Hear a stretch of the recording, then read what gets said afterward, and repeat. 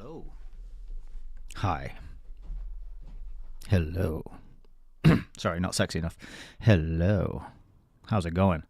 What is going on? How are you doing? Where are you? When are you? Perhaps you're now. Perhaps you're in a future now, which is also now. And that is the paradox of time. It's always now. The past doesn't exist. It's a story. And the future is a guess. But right now, here we are. We're alive. We're kicking. We're pressing buttons. We're doing stuff. And I am very happy to wave to you from England through my webcam, being received on whatever Black Mirror device you choose.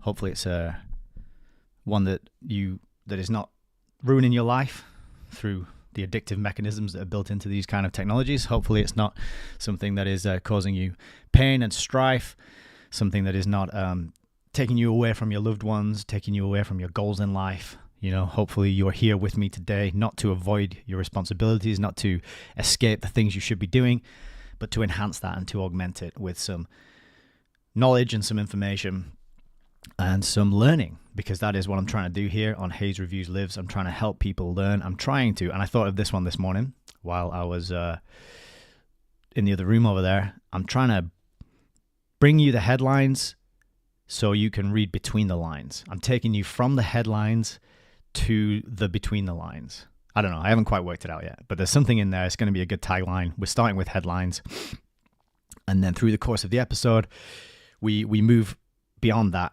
to between the lines. So yeah, if you can think of some way to make a catchy, handy-dandy tagline out of that concept, send it to me. I'll credit you. I'm not sure I can pay you at this point, but I can promise that I will continue to pump out work that is done with love, done with care, and done to the best of my ability, because that is what it's all about, isn't it? All right, so welcome. This is HEYS Reviews Lives. This is episode number 6. Unbelievable. We made it to episode 6. And the title of today's episode is, as you just saw, Take It to the Bank, or Take IT to the Bank. It's kind of take IT to the bank, but take it to the bank. So the theme today, as you've probably guessed, is all about technology, IT, and how that intersects with banking and finance, and how those two things together form a control mechanism over what we are and are not allowed to say and think and do. And that is only going to get worse as we move forward in time, as this perpetual now keeps unfolding, unless we do something about it. What can we do about it? We can talk about it. We can learn about it. We can study the books that have been written about it, and we can tell other people and spread that knowledge and teach it and raise the awareness so that people can make preparations. And so on the topic of books, how many books have I got for you today? Well, in this episode, I have got no fewer than 5 books to put on your radar, which help flesh out the big picture and which will help you do some learning to get fact up and arm yourself with knowledge that is irrefutable, that is based in reality and academic level of study. And so, yeah, 5 books to recommend. So stick in with me till the end of the episode for those, and a documentary. So 5 books and a documentary. So much opportunity to learn. So some great resources coming up. What I'm going to do in this episode is I'm going to take you through some stories. And we're going to start with some specific mainline examples of what's going on. And then we're going to take you to the non-mainstream, non-headline stuff, which is going on behind the scenes, which you may not be aware of. That's where this concept of headlines to between the lines comes from. So without any further ado, let's get right into it. Today we're starting with the Mail Online. This is a headline. Lawrence Fox arrives at libel trial with his girlfriend as court hears how he was touted for roles in Succession, Obi-Wan, and The Masked Singer before work dried up when he called 2 people pedophiles in an online racism row. Okay, Lawrence Fox is a British actor. He is, I don't know I've never seen him in anything, and I wasn't aware of him until lockdowns were in full swing, and he was coming out and aligning himself with the people who were questioning lockdowns. And I think he started a political party called Reclaim.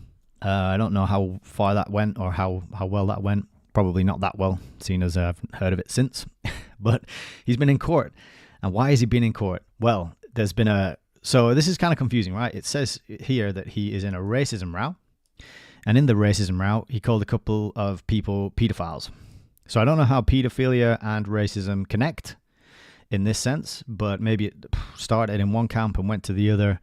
I'm not sure exactly, but apparently this has caused him a lot of stress and he's losing out on work. And, if it wasn't for this row online and the things that have been happening to him because of his opinions and his views, then he would be gracing our screens in succession, and he would be swinging around laser swords with Obi-Wan, and he would also be, I don't know what he would be doing on The Masked Singer, presumably wearing a mask and singing. I doubt he would be a judge, but I don't know. I don't watch television. So what does the story say? So he's saying that work dried up after he called two people pedophiles on Twitter, and they called him racist. Okay, so it's a lot of mudslinging. They're throwing names backwards and forwards. And now he's being sued by former Stonewall trustee Simon Blake and drag artist Crystal, over a row on Twitter, now known as X, in October 2020. So it's been, 3 years in the making this has been going on. The actor was called a racist by the pair and actress Nicola Thorpe in their own posts on the platform. So it does sound like a case of they started it, but, that's always the childish way to approach these things, although it is important. Who threw the first stone? Picture of him showing up with his girlfriend, looking very serious. He's got documents. There they are again, holding hands, and here she is wearing a t-shirt, and I don't know why any of that stuff is important, why they're focusing on his girlfriend, but hey-ho, this is the male we're looking at. Mr. Fox has claimed he lost his acting agent in the aftermath, and that on 2 occasions after the claim against him was filed, feces were posted through his door. Ooh, that is nasty. The court was shown, that could be totally unrelated, right? This guy could just be going around upsetting people and winding them up, and he might have loads of people who hate him and plenty of people who are who have time in their day to collect feces and stick it through a letterbox of someone they don't like. I can't believe people even have time in their day to engage in that kind of behavior, but that's the world we live in. The court was shown a schedule of his business opportunities from 2019 onwards, which listed 52 opportunities in 2019 compared to 4 in 2021 and 4 in 2022. So yes, his work has dropped off, but is he a good actor? Should he be guaranteed work? Is he eligible for this work? I have no idea. Lorna Skinner, KC, represented Mr. Blake and Mr. Seymour, and Ms. Thorpe said the trio honestly believed and continue honestly to believe that Mr. Fox is a racist. Keyword, believe. Believe. So what? You believe it. What's the evidence? What's the proof? What actions has he taken? What screenshots or recordings or videos have you got of him being racist? And what would that even look like if you did have it? But no, they just believe it. We believe this man is racist, therefore, arrest him. This is the world that is being created and encouraged and rewarded and magnified through publications such as the Mail Online. In written submissions, the barrister said the 45-year-old has made a number of highly controversial statements about race, adding, if and to the extent that Mr. Fox has been harmed in his reputation, it's his own conduct and not the claimant's comments on it that caused that harm. So this might be a good point. It could be that just Mr. Fox is just not a very good actor and he's not getting a lot of work because his skills in acting are not really up to it and not that good. But if you know anything about the acting world and Hollywood world, it's not really about how good an actor you are, whether or not you get roles. You do know that, right? He should be glad that he's not getting any work in that sick industry of propaganda and other horrific things that begin with P. But that is Lawrence Fox and what he's trying to complain about. And the thing is about this story is that it is not hard to believe that he has been punished and taken off the lists of people who get hired, and he's losing work because of what he said online. And so what did he say online? Well, the court was told the politician tweeted a photo of himself in August 2023, blacked up, and describing himself as someone who had racially transitioned.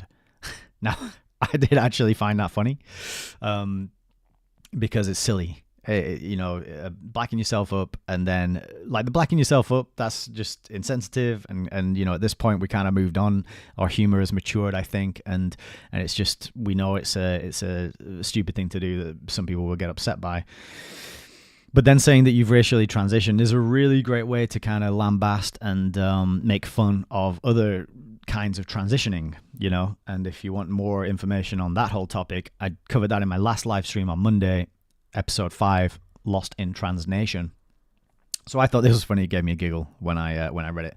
Not to say it should be, but again, you find it funny or you don't. If you don't, go about your day and go and do something else, right? Don't sit there going, I'm offended and I believe this man is a bad man and I want him punished because of my precious feelings being hurt. Just don't give it the power, right? Say, well, that's a bit insensitive and stupid. I don't like that guy. Then go about your day and go and do something else. This is the way to solve it. This picture is hilarious. They look like, I don't know, they look like they're from an episode of Doctor Who. Especially this guy here. I don't know if you... Turning up to court, he looks like the singer from Arctic Monkeys. But, that's where we're at, isn't it? So Mr. Skinner is saying, this is so offensive on so many levels, it is difficult to know where to start. So offensive. My precious feelings. So that's kind of the long and short of it. And the defense, though, says that nobody has suffered any actual real world consequences due to the actor's tweets. That would have to be the burden of proof, right? So what? He is making jokes that are not to everyone's taste. But he has a right to do that because he has a right to say whatever he wants, because freedom of speech is a thing that we should, we protect.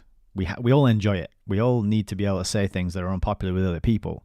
And if you don't, because the world where you can't do that has been painstakingly analyzed and drawn out and handed to us in the form of a book called 1984. So go and read that if you want to know what it's like to totally prevent everyone from saying anything that you disagree with or don't like to hear. And this is just skirting around the edge of that issue of what can we punish people for things they say on the internet? Can we punish people for upsetting feelings and for saying bad taste jokes that I consider to be bad taste? But Mr. Green is Lawrence Fox's defense. He says, Mr. Green continued, if a notorious person carries a sign outside the Downing Street gates every Saturday for 20 years, accusing whoever is who is the unfortunate incumbent Prime Minister of being a necrophiliac, there is no harm to that Prime Minister's reputation in the eyes of the lobby journalists who frequent Downing Street. Strange example to pull from, but you can tell the Mail is pulling no punches, and it has managed to cram paedophilia, racism, and necrophilia all into one article, just to get people riled up, to get people angry, using ridiculous... some people will read this example, and then they'll go out and use it in their day-to-day lives, in conversations with other people, and it's a stupid example, and it derails the conversation, and that's what this kind of content is designed to do. It's designed to draw your attention to something and give you the talking points. That's not the explicit function of this. This is the implicit function, because as you read through it and you absorb the comments of the writer, you absorb into your subconscious the ways of talking about this topic. And so it's to deliver that payload into your mind, and then you go out into the world and talk about it with people, and you just you don't get anywhere because you're not using a logical, rational sort of cause and effect analysis based in common sense, based in causality, right? You're just kind of throwing around opinions and just missing each other, getting confused, and not resolving anything or getting anything done.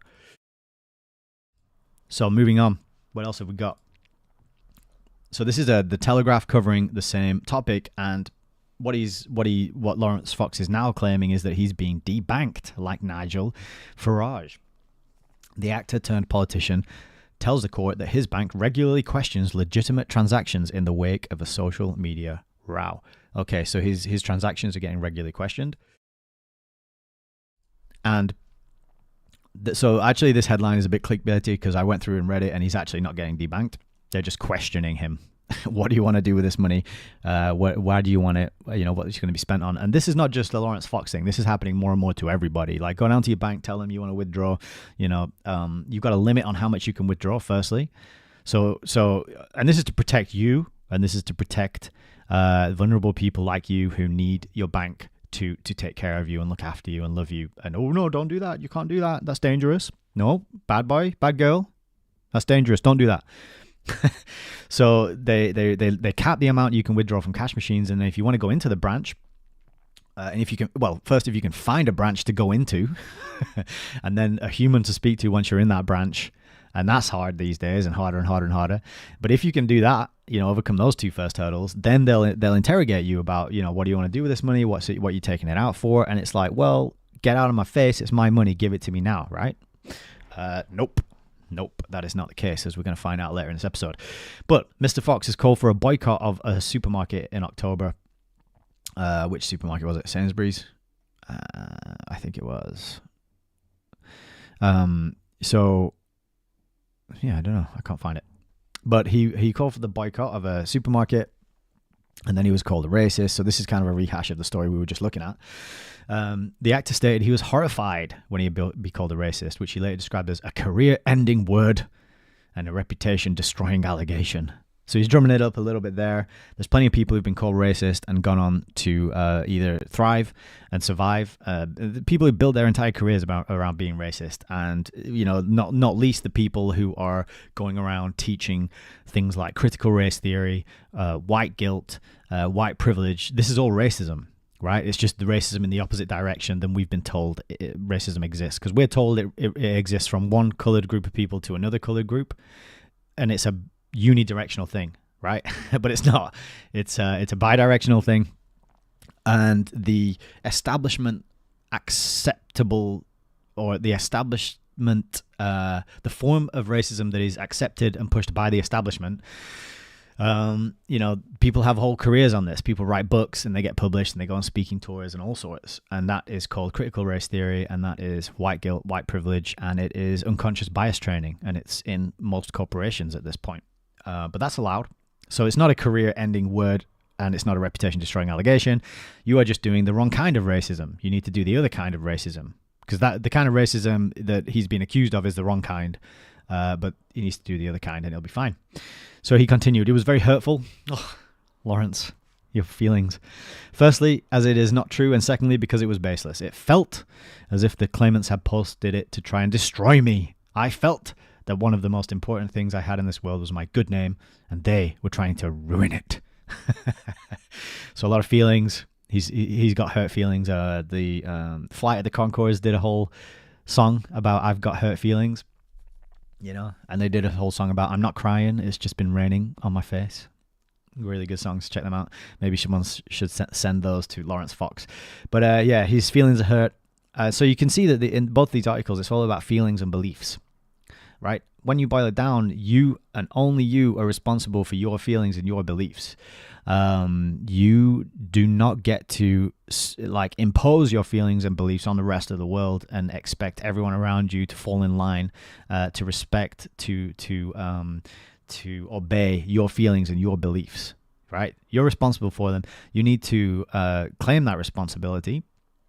Recognize that a feeling you have is generated within you by you. It might seem like it's triggered by the external thing, the person or the situation, but it's not.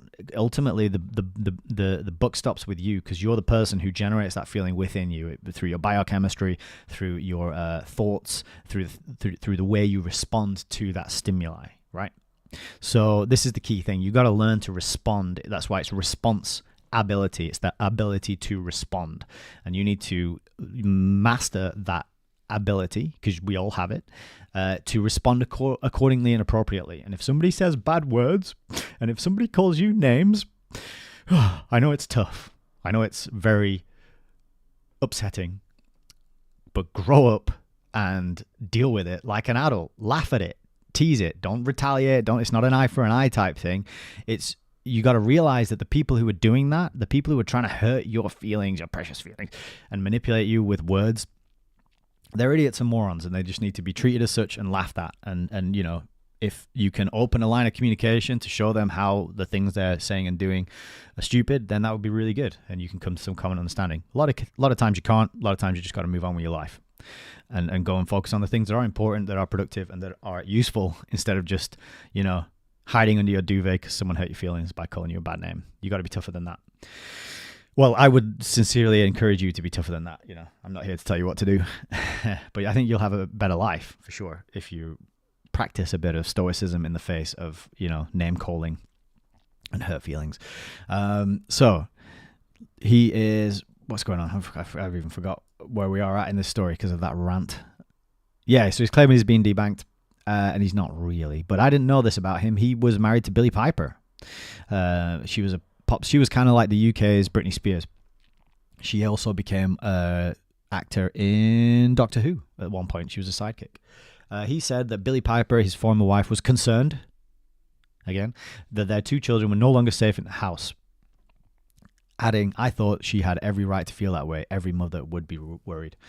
The actor also said his professional life was irreparably harmed, if not destroyed. So this is the whole kind of blame culture, isn't it? This is the whole abdicating responsibility and putting it over there on someone else and blaming them for you not knowing how to handle your stuff. It's your life, it's your challenge that you're up against.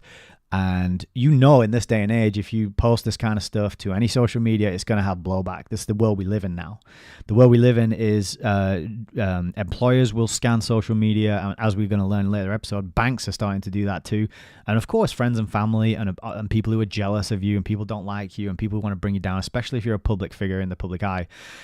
It's all going to be scrutinized and weaponized against you. You should be mature enough to know that, Lawrence Fox, and be able to handle it like a man. If you're putting that stuff out there, you've got to be able to roll with the punches and the flack that you're inviting into your life, right? But yeah, he's just kind of tugging on our heartstrings, irreparably harmed, if not destroyed. And now he's talking about, this is the best bit.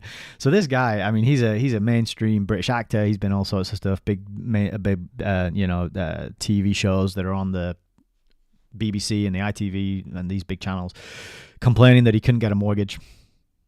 Without the prospect of work, I couldn't get a mortgage. The only income I earned at that point was from the Reclaim Party. That's his political outfit. To this day, I haven't bought a house. I only received one mortgage offer very recently, and it was far too high and wouldn't have been worth my while to take it.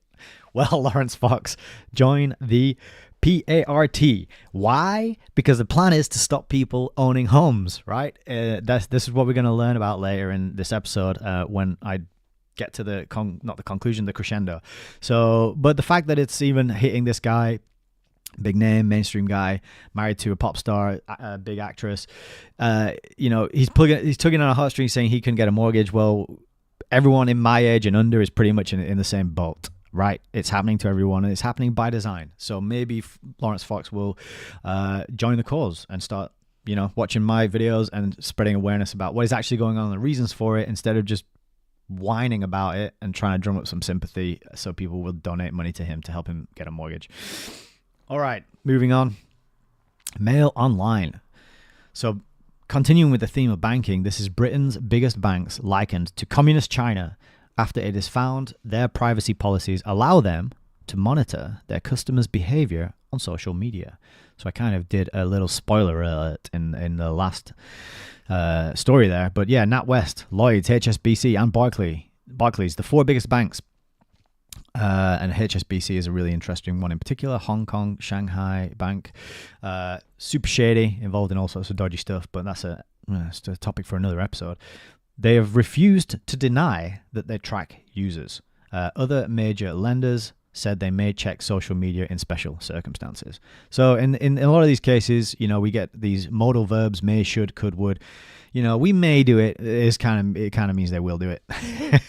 we may special your customer has a social media account. Yeah, that's a special circumstance. So you can take may to mean of course they're going to do it. The UK's biggest banks were likened to communist China yesterday after it emerged their privacy policies allow them to monitor customers' social media. The 4th largest high street lenders, NatWest, Lloyds Banking Group, HSBC, and Barclays, all refused to deny this is happening. The revelation comes days after leading Brexiteer Nigel Farage disclosed an internal dossier from Coutts in which staff justified his account closure by claiming his views do not align with the bank's values. What? Yes. In a 13-page privacy notice, Coutts' parent company NatWest says it may gather information that you make public on social media. Lloyds, which also owns Halifax and Bank of Scotland, can also collect any information from published media and social networks. So this is pretty maybe alarming for you, maybe not. Maybe you don't care. Maybe you think, well, I've got nothing to hide and I'm not, and I don't mind sacrificing and totally giving up my privacy because, you know, if you've got nothing to hide, you shouldn't have a problem with it, right? Right?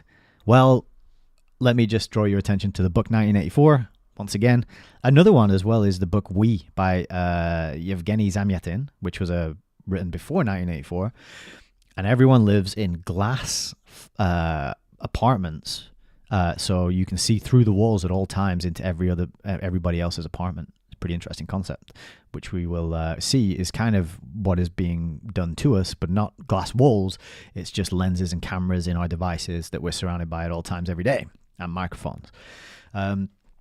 So the problem is here that you're going to have to conduct yourself in a way that aligns with the values of a corporation. Now, what's a corporation? Well, look at the word corporation. So oration, that's a speech or speaking or voice, right? If you were orator or an orator, I don't know how you pronounce that actually. Maybe orator. You are giving speeches and you are standing in front of crowds and using the power of your words and your voice to influence and to communicate, right? So that's oration. What's corp? Well, what other words have that root? Corp. Let me think. Corpse, oration, corporation. See, it's a dead voice or an unliving voice or the voice of the dead. Doesn't sound too appealing. And also, you know, how do you align yourself, your living voice, your living man or woman voice? How do you align that with the voice of a dead entity, which is what a corporation is? It's a corpse oration. It's a dead thing that has a voice.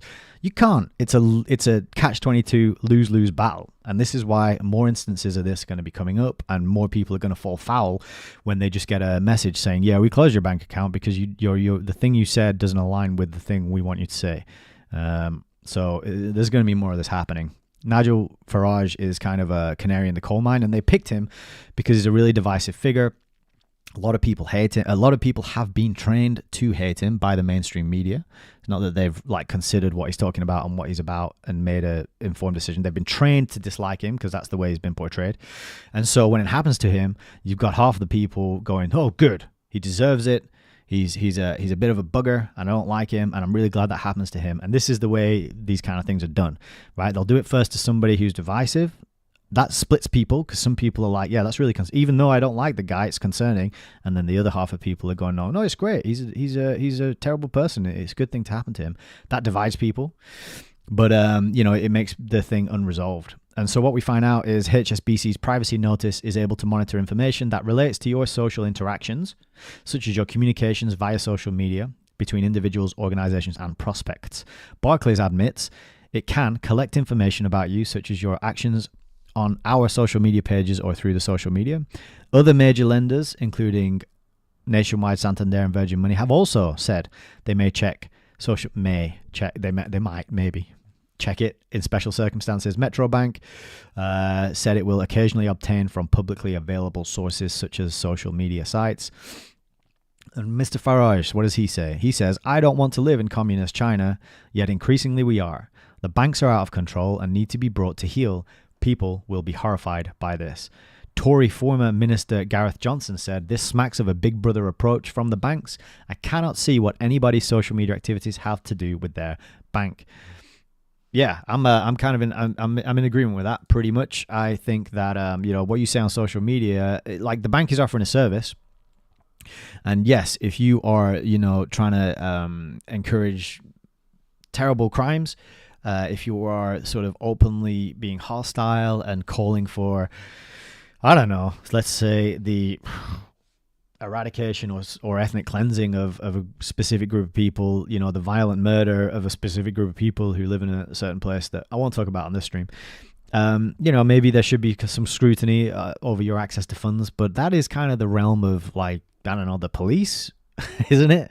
The financial crimes unit, whoever deals with that stuff. The banks themselves, they're offering a service, and they should be apolitical. They should be like, if you turn up, you have a right to use the bank, or do you? This is the question, because these are private entities, and do private entities have any obligation to serve private citizens? I don't know. So next, moving on, the Telegraph. Major banks' privacy policies allow them to monitor customers' social media accounts. High street lenders are under increasing pressure to reveal the checks they carry out on customers.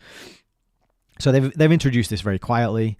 Nigel Farage, again, is back. He is the canary in the coal mine. If we let it happen to him, it's going to happen to more people and more and more and more people. The controversy here was that Nigel Farage, the mainstream were putting out this message that, well, he just he didn't have enough money in his account. It dipped. There's a threshold of how much you must have in there, and he dipped below it. And so that's why we terminated his account. And then the alternative narrative out there was, no, it's because this guy, he is his views. He has views on immigration that people don't like to hear.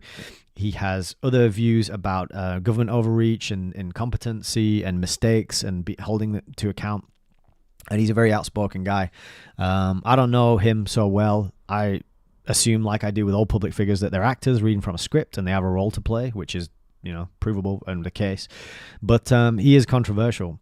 And so they've kind of set him up. They've set up the dialectic, to be divisive between the people who like him and the people who don't like him. And they did it through neglecting to mention this aspect of his debanking, which was that it was at least partially done because of his views and his things he'd said. So they hid that bit and they said, oh, it's just because his money went underneath the threshold. And no, the picture was bigger, more detailed, more nuanced. But of course, like they always do, they'll leave part of it out so that you wade into these conversations with opinions that are not fully formed and not fully informed of what is actually going on and what the big picture is. You just have part of the puzzle and you're arguing with someone else with another part of the puzzle.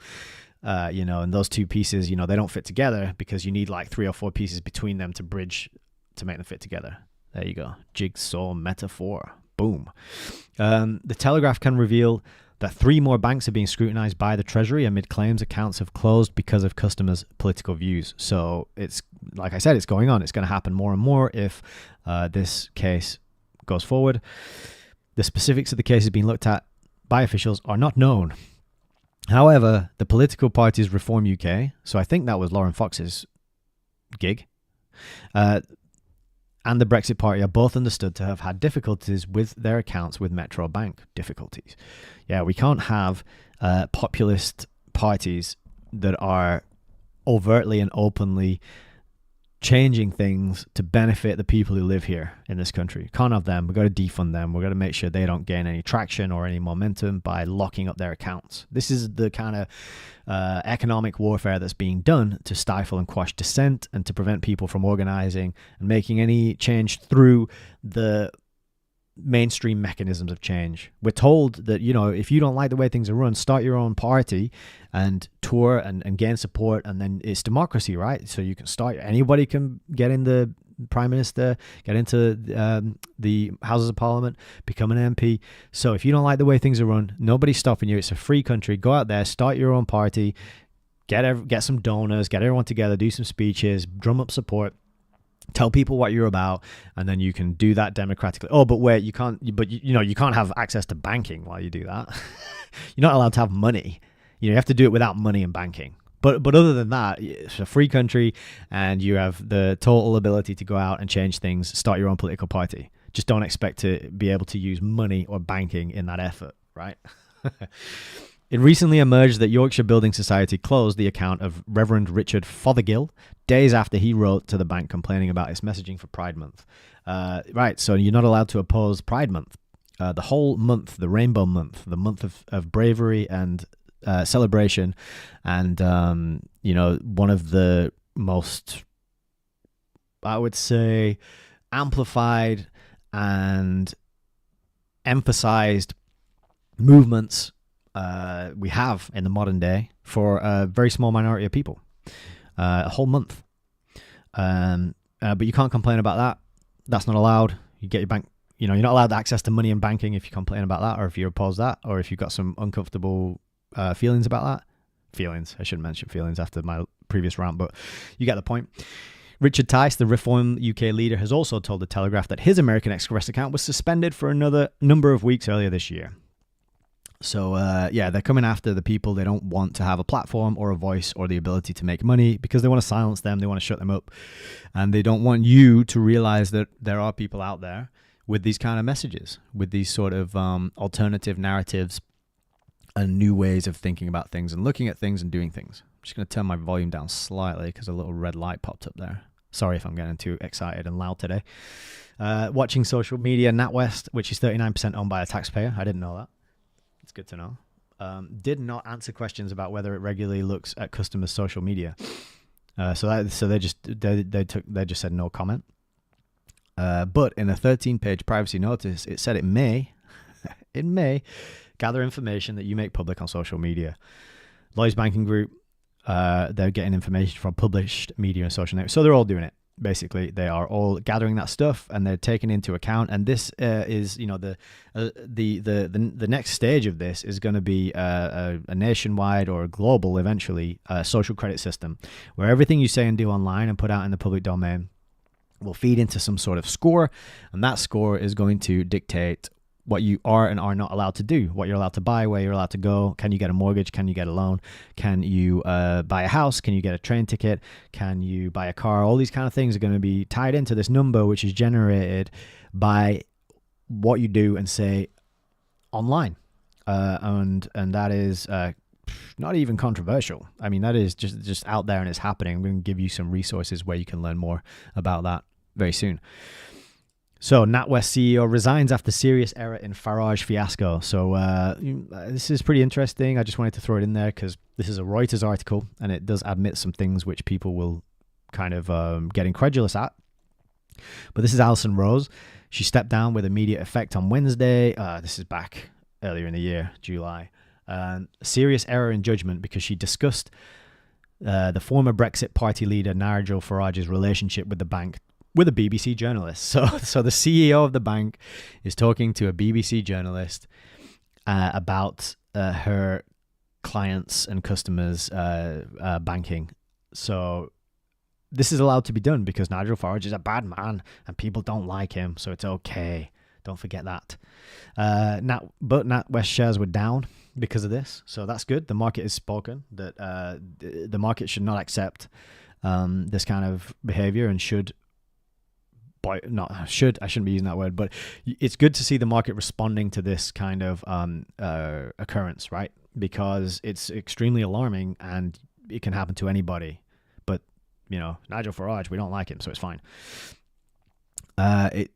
NatWest still remains 39% owned by taxpayers. I hope the whole financial sector learns from this incident.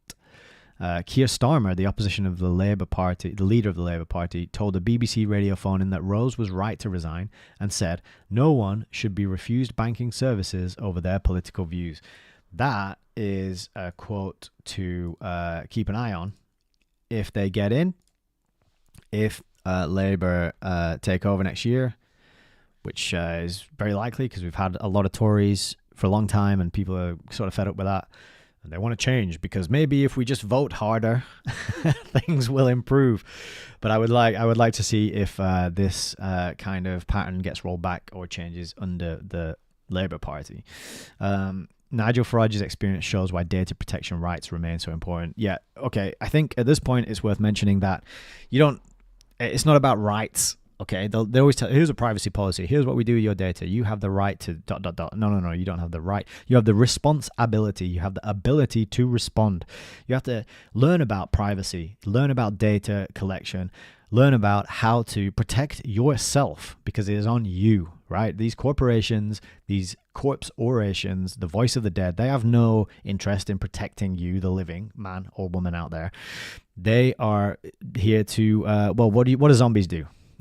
Let's just put it that way. What do zombies do? Because that's what corporations do.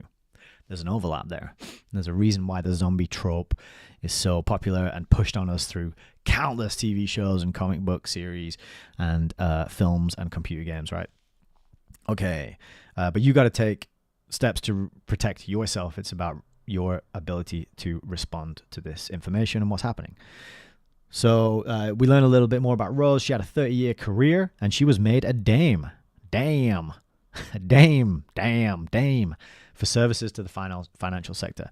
So I don't know what those services are, but presumably it is creating a more totalitarian, authoritarian financial sector that punishes people for their views and opinions and restricts them from having access to their cash when they want it, and interrogates them and makes them prove they are who they say they are in ridiculous ways and jump through massive amounts of hoops just to get your hands on the money that is yours, that you have earned. Nope. We can't be having that. Presumably she advanced that agenda over the last 3 decades. And her resignation now is not a punishment. It is a job well done, pat on the head, go and chill out on a beach somewhere. I'd be interested to know where she is now and what she's doing. The BBC apologized to Farage. So this is the thing I wanted to point out, because I talked to some people about this incident. And they said, well, the reason it happened was because his balance went below that threshold. Well, if that's the case, why did the BBC apologize after originally reporting that his accounts were closed after he fell below the financial threshold? That if they apologized, that means they got it wrong. And the reason they got it wrong is, as I said, he was actually punished for his political views. So BBC made it. But that's the kind of headline that, that gets admitted elsewhere and most people don't know about it. So most people would probably still think that he was debanked for not, having enough cash in his account. Which is strange, because I've run out of cash in my account before and I just get fined. They don't close my account down. There's just a financial penalty for running out of money, which is silly in and of itself. Oh, you ran out of money? You're going to have to pay to run out of money. Oh, yeah, but I've run out of money. That's the whole thing. No. You have to pay to run out of money. To have no money, to have less than no money, you got to pay to have less than no money. It's like, what are you even talking about? That's the financial world. That is usury, and that is, interest, lending and borrowing at interest. And that is the crux of the issue, as we are going to see. Moving on. This is Technocracy News and Trends. Really good website. I'm not subscribed and signed up to it, so I can't read their articles. They make their articles available for 3 days, and then they go behind a paywall. So, but I wanted to, and I found another place we can read about this, but I wanted to highlight this website anyway, because this is where this is like the hotspot, the nexus to get all the information on technocracy. What is technocracy? Well, it is ruled by scientific elite. It is ruled by technology, by men in white lab coats. Follow the science, trust in the science, believe the science. That is the religion of technocracy, and that is what is being built around us very rapidly, very quickly. So Technocracy News and Trends, Patrick Wood is a great guy. He has got books, and he is working really hard. Plenty of interviews out there. He's been doing a lot of good work for many, many, many years. He's one of the OGs of what I'm trying to do, right? So, Technocracy News and Trends. JP Morgan Chase Bank suddenly terminates Dr. Mercola employees and family members. This sounds like they've just killed him, right? They've been terminated. But that's not what the article is about. Although, it's kind of an attempt. It's a move towards that, because how long and are you going to survive, and how good is your life going to be if you have not got access to banking and to money, and you don't have a garden where you're growing food? So this is the kind of the bigger picture. We're starting to zoom out now, and we're starting to see that, if I got locked out of the banking system for wrong think, would I be able to feed myself? Would I be able to stay warm? Would I be able to drink clean water? Think about that. Really ask yourself that question, because this is happening right now, and it is being rolled out, and they're tightening and strengthening their ability to do this, and people are sleepwalking into it. More on this story on Reclaim the Net's website. Chase Bank shuts down accounts of natural health advocate Dr. Joseph Mercola, and they refuse to say why. Well, maybe it's because he's a natural health advocate. Dr. Joseph Mercola, and they've spelt his name wrong there. Typo. He advocates natural healing and natural health. What is that? Well, that is using a modality to heal yourself that is aligned with nature, that is aligned with the human biological organism and what we know about its electromagnetic properties and its biology and its chemistry. This kind of methodology to heal does usually not include mass-produced products and services from huge pharmaceutical conglomerates that are maybe surgical or invasive, or include pharmaceutical products that are literally made of like the toxic leftover products from manufacturing oil into various things. This is what, the ingredients that go into these pharmaceutical products are unpronounceable. And if you look them up individually, in many cases are proven to be toxic. And, just look in your own life and look at in the lives of the people around you, and just ask the question, when's the last time you saw somebody cured or healed, fully healed and fully cured of something? And I don't mean, you went and they said, yeah, you're cured, good. I mean, when you saw that person go from a state of pain and disease and suffering to a state of vitality and health and thriving energy. When did you ever see that transformation? When's the last time you saw it? And what did they do to get there? From where I'm standing and where I'm seeing and what I'm seeing, people aren't getting their conditions healed and cured. People are getting more symptoms and then more products to manage those symptoms, and then those products have symptoms and side effects, which then need to be managed by more products. Joseph McCullough is telling you how to get out of that loop and heal yourself naturally in the way that is aligned with what a human is, And that, I think, is why he got his bank account shut down. But I'm just guessing. I'm just speculating. I don't know. Let's see the article. This is in a recent wave of unexpected closures. JP Morgan Chase has terminated a number of bank accounts associated with Florida-based health retailer Mercola Market, along with the personal accounts of its employees and their families. Right? So it's not even just the people who work there. It's the people who are related to the people who work there. And they are known. So the guy who owns it, Dr. Joseph McCullough, he's known for his criticism of the COVID-19 injections and the promotion of natural health. So he's got an unpopular opinion about a certain product that is on the market. Are you allowed to have an opinion about this product and say you don't like it and give it a 1-star review? Yes, of course you are, right? But no, you're not, because if you do, you get your bank account shut. And not only yours, but your employees, and not only theirs, but the friends and relations of the employees. It's bizarre. It is insane. Because the exact reasons remain undisclosed, but this guy, I'm sure it says somewhere, he's doing millions. He has really been working hard and building up his audience and getting these products, and the market has spoken that they like what he does, and they've rewarded that, right?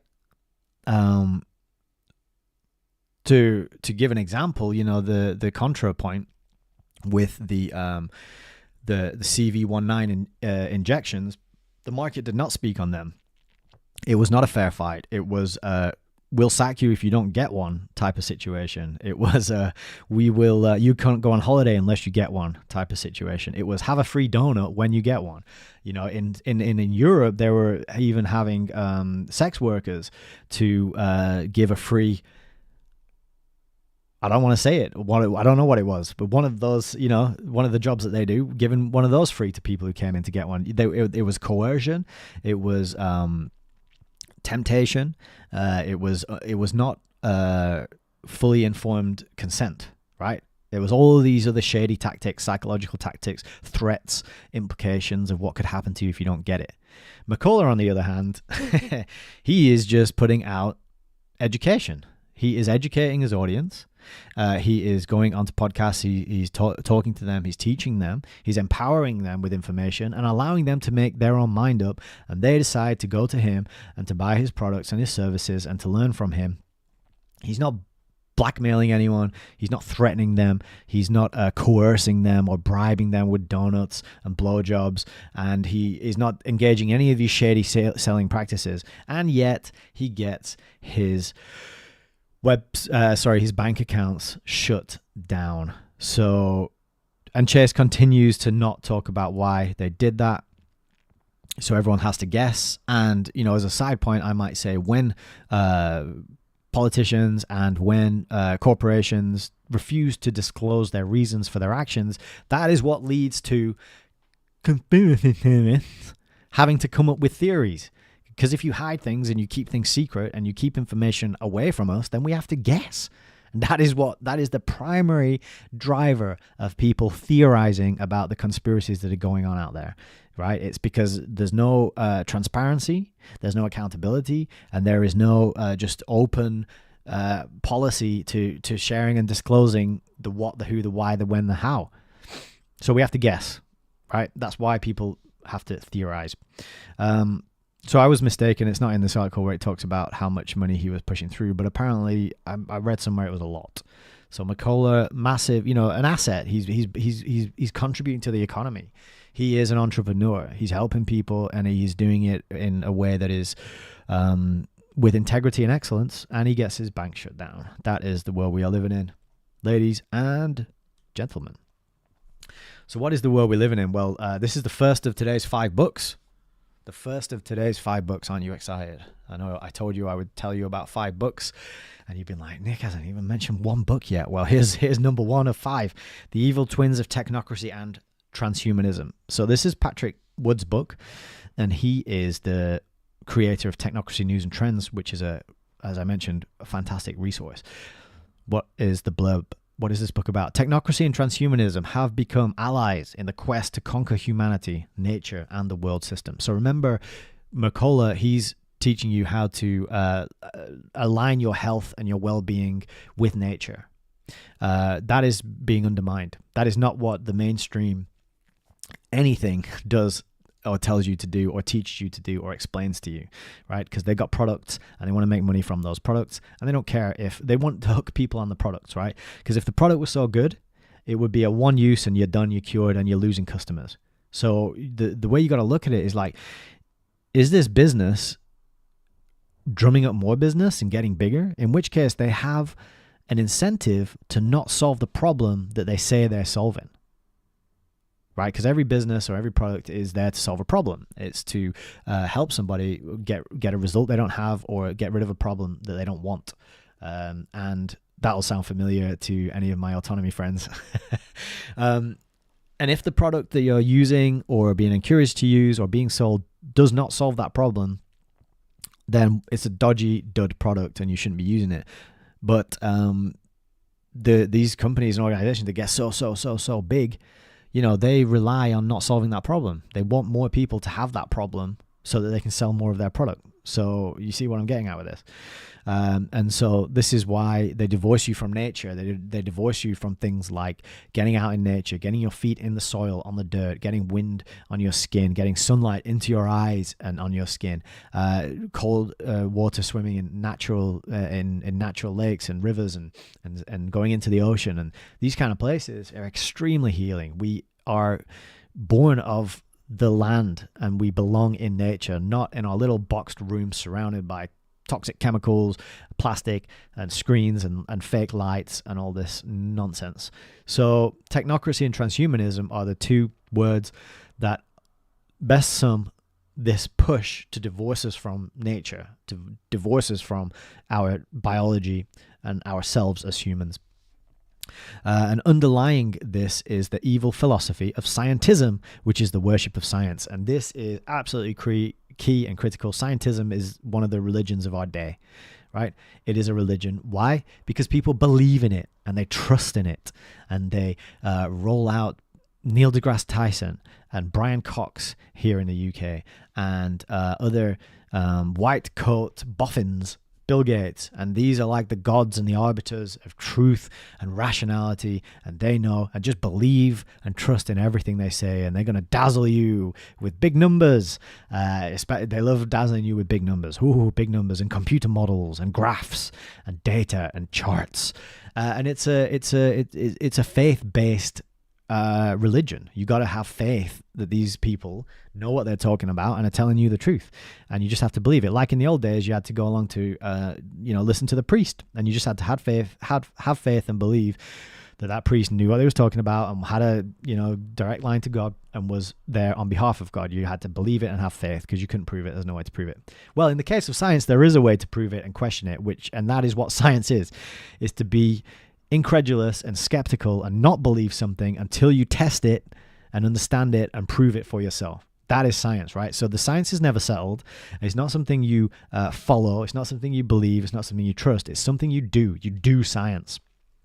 And so this book is trying to get that point across that I just tried to explain there. This mechanistic thinking treats humans on the same level as animals, insects, or even trees in the forest. Thus, these new intelligent designers have no problem in applying their science to change you and the world around you. So that is a book I wanted to put on your radar, The Evil Twins of Technocracy and Transhumanism. That's book number 1. Book number 2, Skidoosh, Technocracy Rising, the Trojan Horse of Global Transformation. This is another Patrick Wood book. This one I actually have. I don't have the other one we just talked about. Patrick Wood is an author and lecturer who has studied elite globalization policies since the late 1970s, when he partnered with the late Anthony C. Sutton to co-author Trilaterals over Washington Volumes 1 and 2. He remains a leading expert on the elitist Trilateral Commission, their policies and achievements in creating their self-proclaimed new international economic order.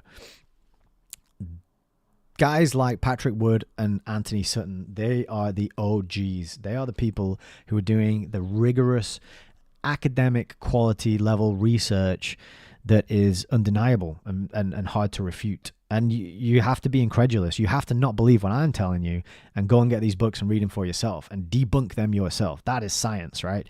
You hear the hypothesis and you say, well, I'm not so sure about that. I'm going to debunk it. I'm going to science it.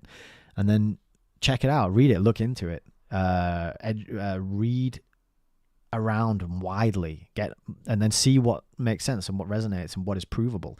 And I think you'll find Patrick Wood to be an excellent, impeccable source of information.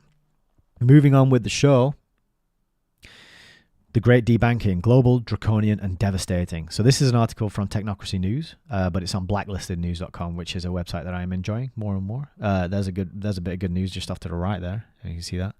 HEYS. I mean, I should never celebrate the death of anybody, but 100 years old, HEYS. I mean, what's going on there? That's a topic for another video.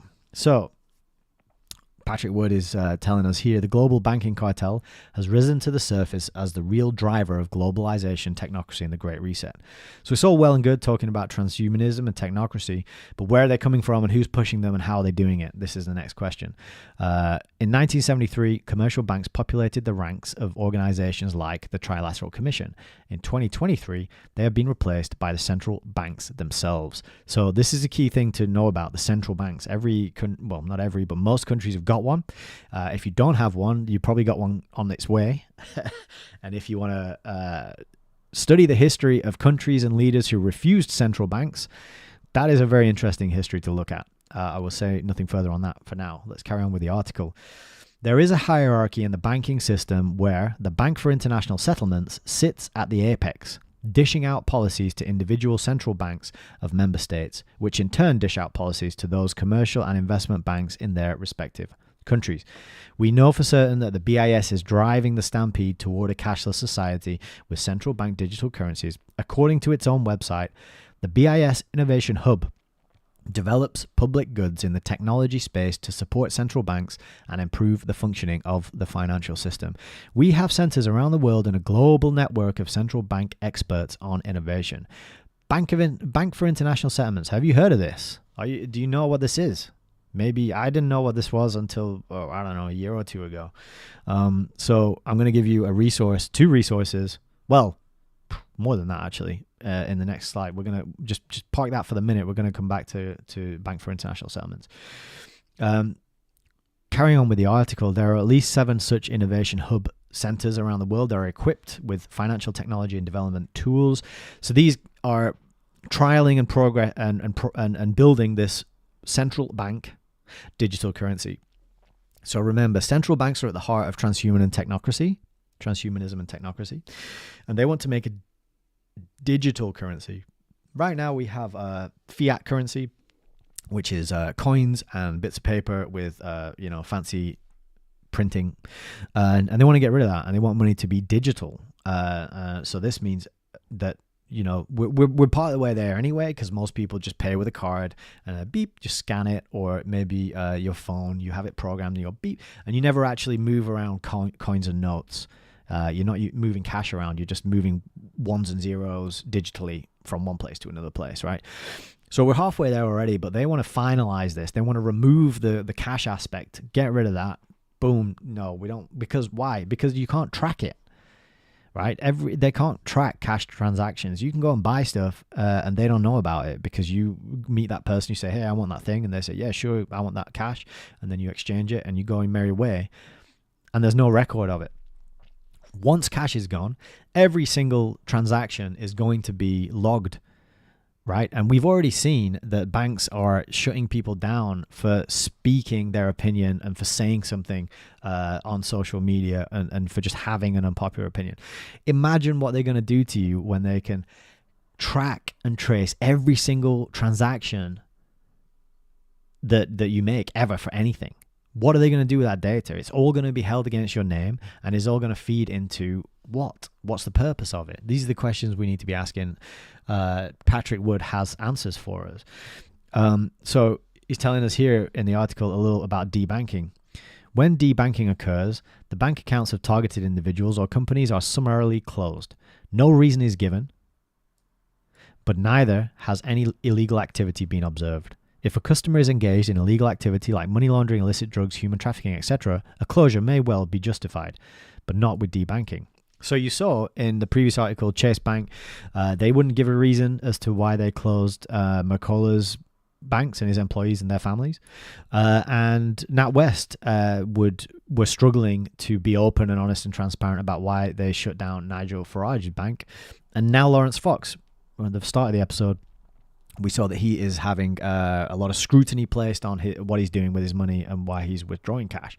And there's no illegal activity being done, and they're shutting people down. Just let that sink in. Are you comfortable with that? Are you happy with that being the world you live in?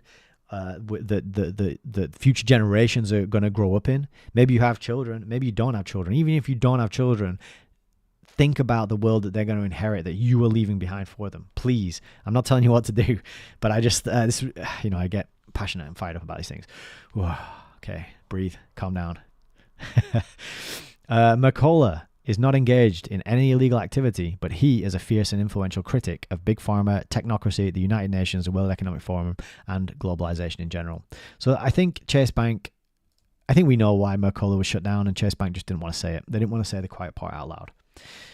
Because when asked for an explanation for the debanking, Chase gave this incredulous statement: "For privacy reasons, we can't discuss customer relationships, but we don't close accounts because of political affiliations, and we didn't do so in this case." Okay, so we know it's not a political affiliation. So that helps slightly. It should also be noted that Mercola.com is a huge commercial operation cycling millions of dollars each month. That's where I read it.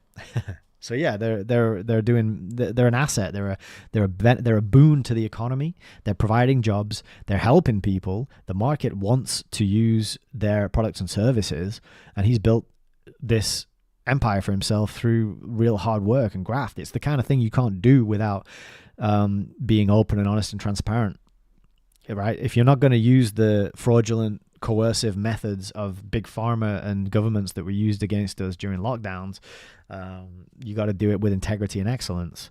And to get a business up to cycling millions of dollars each month with integrity and excellence, that is a threat. Like is said here, I think is a threat to big pharma, technocracy, and all these other efforts, because people look at that and go, well, if he can do it, I can do that. And entrepreneurs can, change the course of things by operating with excellence and integrity and putting themselves out there and speaking their truth and empowering people with good information and educating them to make better decisions and take more control of their lives and become more response-able, to have a better ability to respond, to step into their responsibility and be response-able adults. This article also goes into Nigel Farage. who's similarly debanked, and he is the founder of the Brexit movement, and he's a fierce critic of globalization, the WEF, etc. So we see a pattern. A Facebook group was created to attract other debanked NatWest customers, and within days there were no less than 10,000 members who are now taking action against the bank's allegedly opaque debanking practices. 10,000 members. That doesn't mean 10,000 people were debanked, but let's say 1% of that group were debanked. That's 1,000 people. No, it's not. It's 100 people. Still, that's a lot of people to just get kicked out and refuse banking. For some of them it might happen rightfully so, and some of them might not. But we got to ask these questions and interrogate it. This is just the beginning and not the end of the great debanking. And then last week, I gave context and meaning for the US. If implemented as planned, central bank digital currencies will end federalism, crush the US Constitution, destroy the existing banking financial system, and slam dunk technocracy into place. Yep. Technocracy. If you want to get an insight into it, and you're not into, books and, factual books. What am I trying to say? Non-fiction books. If you're not into non-fiction books and listening to people like me rant about it and watch documentaries, you can read a fiction book called Brave New World by Aldous Huxley. That is technocracy. That is a scientific society run by technocratic elites, men in white coats with computer models and big numbers. Okay, and you can get it through the medium of fiction. But it's not fiction, it's a business plan, and they're rolling it out.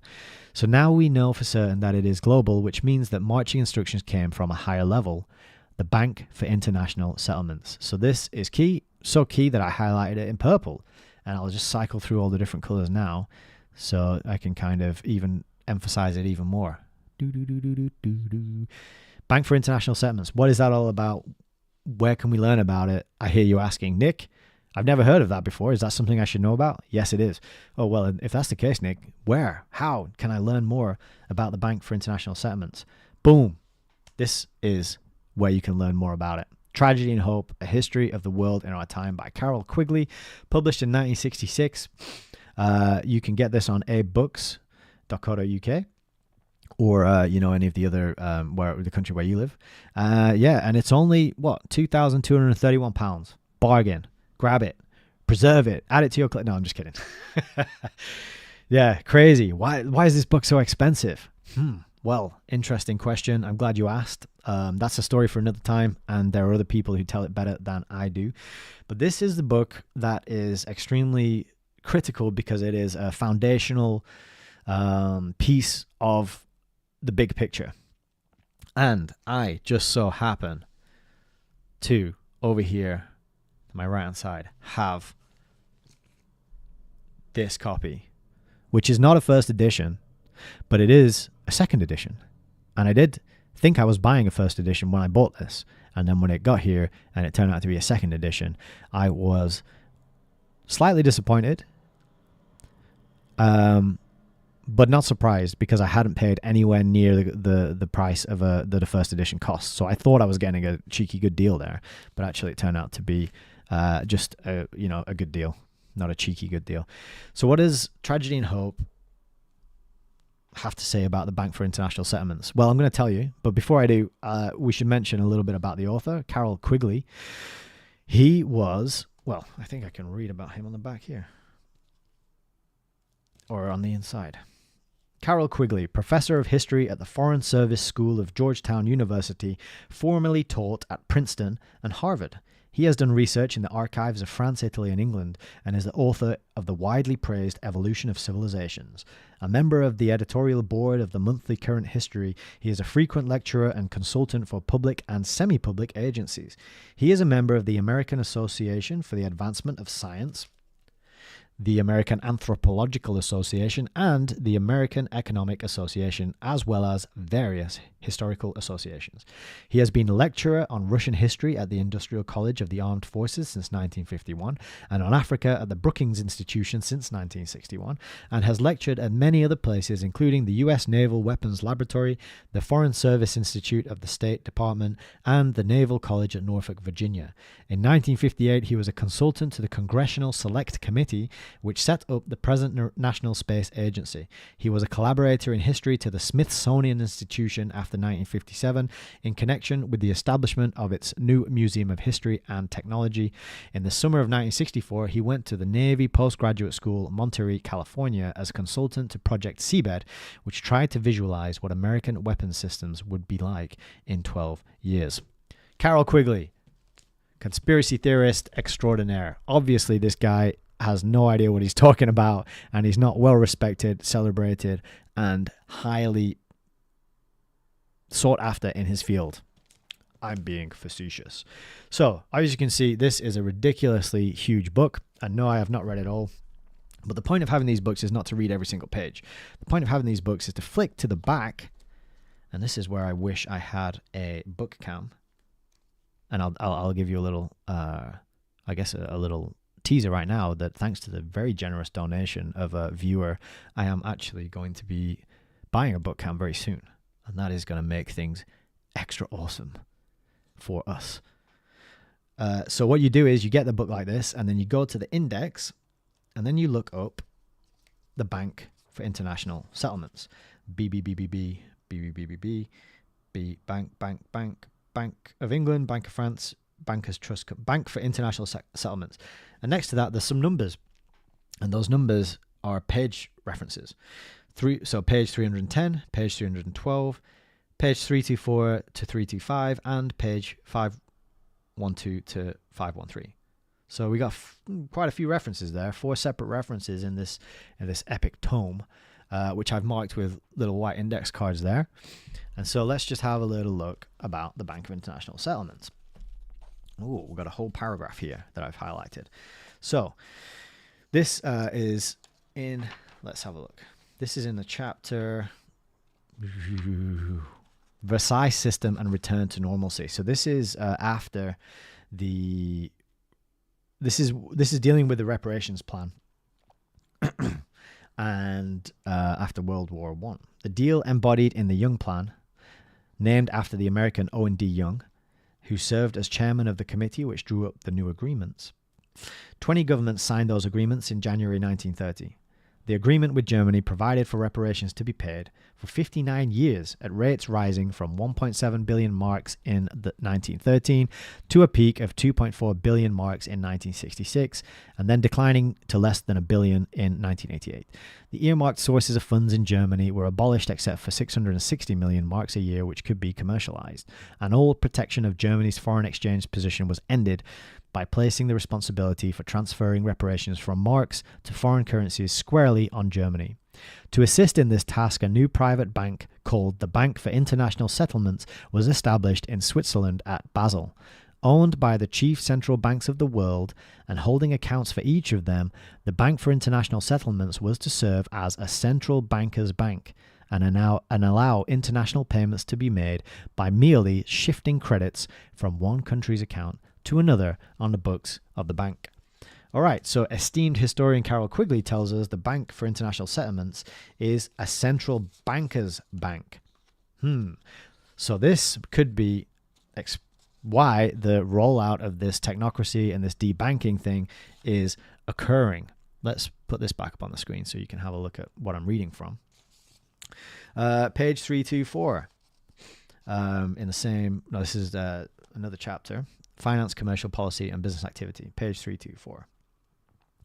In addition to pragmatic goals, the powers of financial capitalism had another far-reaching aim, nothing less than to create a world system of financial control in private hands able to dominate the political system of each country and the economy of the world as a whole. How could they dominate the political system? Well, maybe they could debank and defund and lock out anybody who criticizes the prevailing political party or the class of people who are in power. Just maybe that's how they could do it. Carrying on with the quote, this system was to be controlled in a feudalist fashion by the central banks of the world acting in concert by secret agreements arrived at in frequent private meetings and conferences. The apex of the system was to be the Bank for International Settlements in Basel, Switzerland, a private bank owned and controlled by the world's central banks, which were themselves private corporations. Each central bank in the hands of men like Montague Norman of the Bank of England, Benjamin Strong of the New York Federal Reserve Bank, Charles Rist of the Bank of France, and Helmar Schacht of the Reichsbank sought to dominate its government by its ability to control treasury loans, to manipulate foreign exchanges, to influence the level of economic activity in the country, and to influence cooperative politicians by subsequent economic rewards in the business world. So this is the revolving door, right? You go from politics to to banks, to pharmaceutical companies, to weapons manufacturers, and back to politics. And that is how the system is maintained and perpetuated, because the people at the very top, at the very apex, are just walking from the arms industry to the pharmaceutical industry to the banking industry and back into politics again. That is a revolving door at the top of the pyramid. So another quote here, and then we'll move on from Tragedy and Hope. The BIS is generally regarded as the apex of the structure of financial capitalism, whose remote origins go back to the creation of the Bank of England in 1694 and the Bank of France in 1803. As a matter of fact, its establishment in 1929 was rather an indication that the centralized world financial system of 1914 was in decline. It was set up rather to remedy the decline of London as the world's financial centre by providing a mechanism by which a world with three chief financial centres in London, New York and Paris could still operate as one. The BIS was a vain effort to cope with the problems arising from the growth of a number of centres. It was intended to be the world cartel of ever-growing national financial powers by assembling the nominal heads of these national financial centres. There we have it, from the mouth of the horse, as they say. So this was, as I mentioned, the second edition, 1967 this was published. So this is a long-running plan. This is not something that has just happened in the last 10, 20 years. As we just read, it goes back to, the mid-1800s, which is when these things were first built and established and put in place. So this is a legacy. This is a plan that really does span generations, and that is what's unfolding in front of us right now. So that is book number 3 of your 5 books for this episode. But you might be thinking, Nick, I don't have £2,000 to splash out, nor do I have, 50, 60 hours to read a 1,300-page book. Well, I got you covered. Or more specifically, Joe Plummer has got you covered. Joe Plummer, his website, joeplummer.com. If you have a look, you can go there and you can pick up Tragedy and Hope 101, which I also have a copy of and I've also read. And look at that.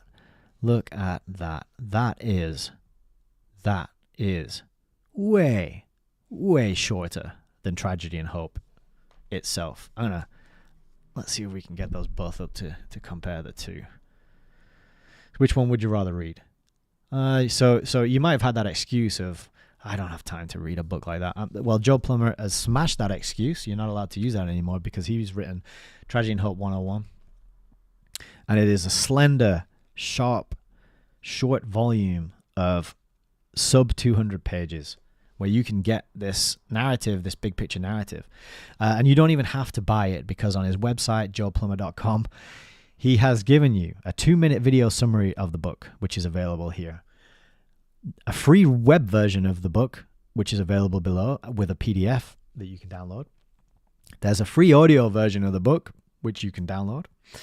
And if you don't want to buy lots of copies of this book to give to people, he's got bookmarks that are cheap that you can give to people that will lead them to this work. So there you go. It's got an introduction by G. Edward Griffin. He's another OG in the research and truth movement.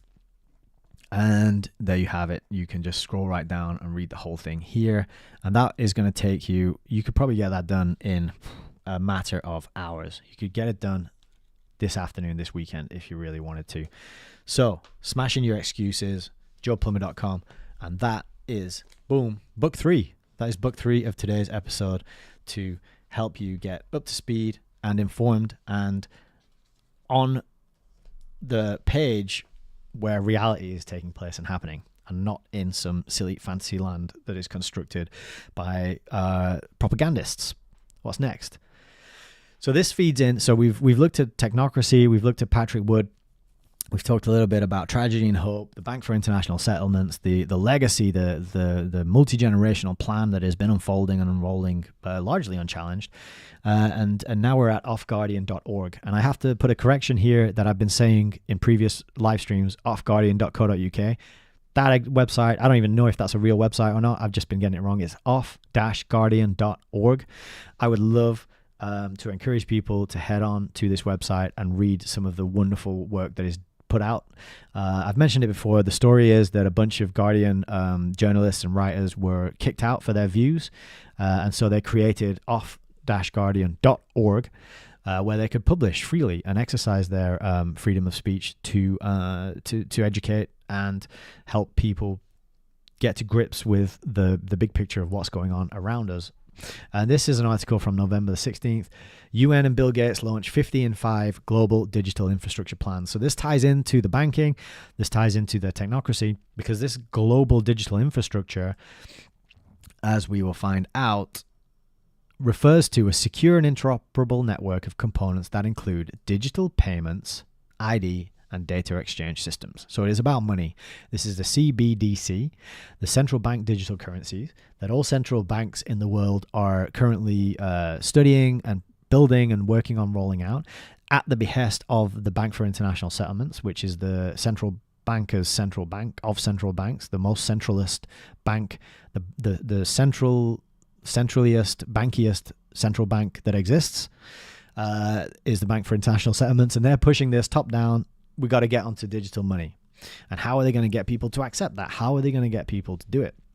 Well, they've got people like Bill Gates and the UN on board who are funding this with their generous philanthropic donations. And they have this program where they want to introduce it to 50 countries in the next 5 years. Wow, that is ambitious. Okay. So, data exchange systems essentially means national governments will share identity and financial records of citizens across borders with other nations, or indeed with other global government agencies. This is one world government. This is a one world system to control the digital IDs and the digital payments and the freedom of citizens everywhere and interlock it, right? This is what they say in their own words. The key word is interoperable. As we have written before, the global government won't be one single healthcare system, identity database, or digital currency, but dozens of notionally separate systems, all carefully designed to be fully interoperable. This effort is funded by various globalist NGOs and nonprofits, Bill and Melinda Gates Foundation, Rockefeller Foundation, and it is there's 11 countries taking part so far. So, you know, they need another, 39? Hopefully they don't get any more, but it's a whole spread of first, second, and third world countries. And interestingly, it includes NATO, EU, and BRICS members, right? So, interesting implications on supposed multipolarity there. Yep, this is the 1984 reality of the two nations being perpetually at war. And that is an illusion agreed upon by the people at the top to keep it going, because a wartime situation, a wartime footing allows for more control, more top-down restrictions of freedoms, which is what they want to do to their slaves, right? And so we've got to keep perpetuating this pantomime of conflict. And I'm not saying people don't die. And I'm not saying that there aren't people bravely going to fight for what they believe is right, to fight the bad guys over there in that other place. But they are under mind control, and they've been sold faulty, incomplete, bullshit worldview of good guys versus bad guys and heroism versus evil intent, right? And we need to help them realize that they're pawns on a chessboard, and that once the game is over, the two opponents are shaking hands and drinking cognac and eating steaks, while the rest of us are forced to eat bugs and freeze in our homes because we can't afford to put our heating on. So this is the countries who are slated for this. In related news, on the exact same day, the 50 in 5 program launched, the European Parliament and Council of Europe agreed on a new... Sorry, I totally butchered that. On the same day this program was launched, the European Parliament and Council of Europe agreed on a new framework for a region-wide European digital identity system. Under the new law, member states will offer citizens and businesses digital wallets that will be able to link their national digital identities with proof of other personal attributes. Citizens will be able to prove their identity and share electronic documents. So this is the technocracy that Patrick Wood tells us about. This is the panopticon. This is the interlocking of everything around you into a digital system of control. It is blatant and on the face of it and open and out there, but it's not in the headlines. It is hidden between the lines. Boom, call back to the intro of the show today. Thank you very much. And yeah, great conclusion to this article. As the world focuses on Hamas and Israel, the global reorganization phase of the Great Reset is just quietly going about its business, building a net and waiting to tighten it. Yeah, that is exactly correct. The net. What is the net? Oh, maybe could it be like, it needs to be something that is, it needs to be, what is the word up here?